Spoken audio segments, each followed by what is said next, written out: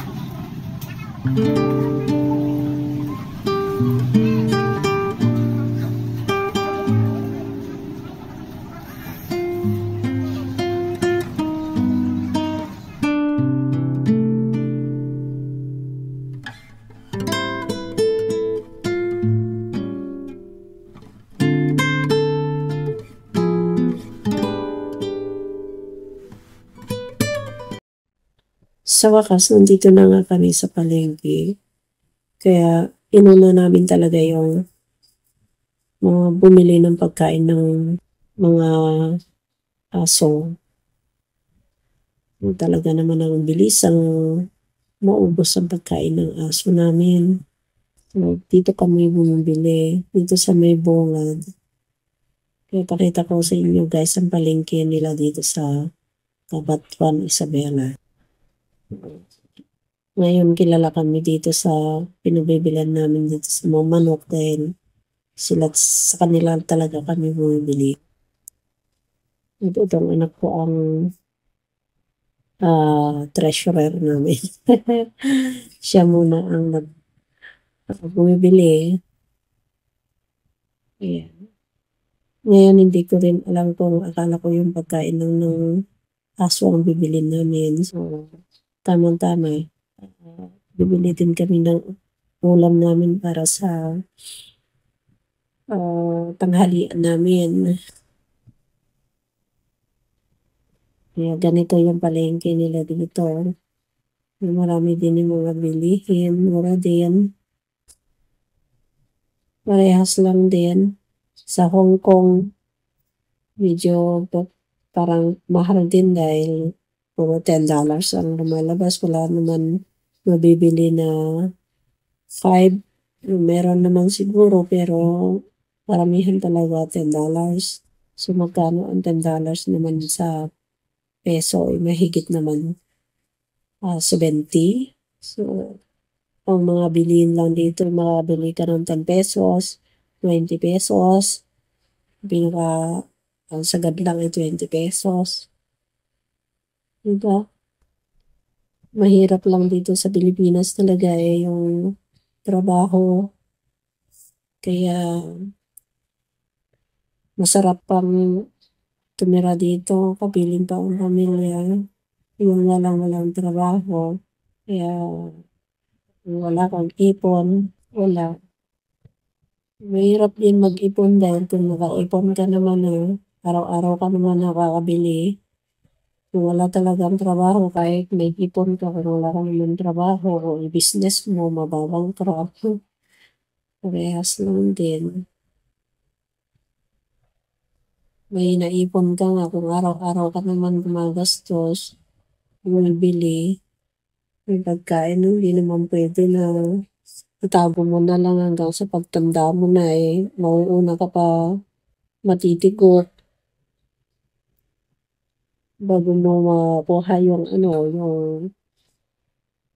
ipon mo. So, wala kang choice kundi gastusin na din yung inipon mo.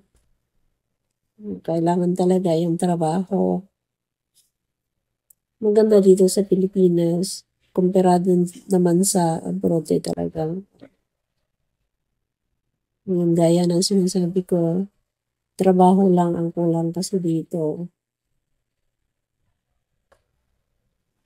Kaya itong anak ko, may trabaho na sila, nakatapos naman na sila, may mga trabaho sila, kaya pwede na rin na mag-stay dito sa Pilipinas, di wala namang pagkakagastusan. Yun ang maganda pagka ay wala ng trabaho, kung natapos mo naman na yung mga obligasyon mo sa mga anak mo. Ayan.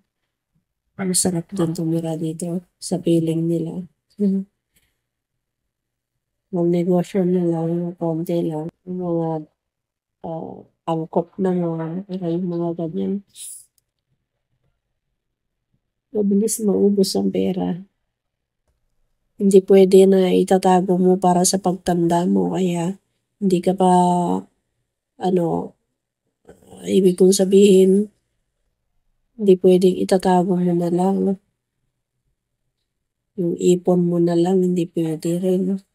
Kasi kumakain ka naman ng araw-araw. Kung hindi ka kumain ng araw-araw, mauuna ka pang mamatay. Alam na panoorin mo na lang yung ipon mo. Hindi ba mga guys? Hanggang dito na lang. At nakabili na kami, uwi na kami, magluluto na din kami. Tanghali na.